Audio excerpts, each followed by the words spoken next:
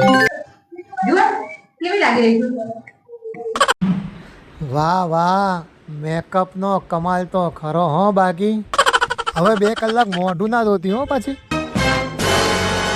તમને તો ખબર જ નહીં પડતી, આ તો મોંઘું મેકઅપ કહેવાય.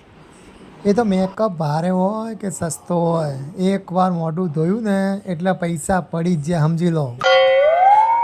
તમે કદી વખાણ નહીં કરતા મારા. એવું નથી, બાકી જો તારા વખાણમાં આજે મેં જોરદાર શાયરી લખી છે.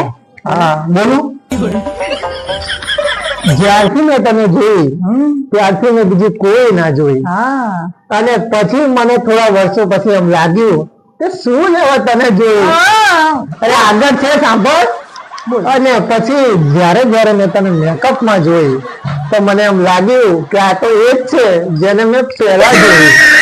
કેવું લાગ્યું?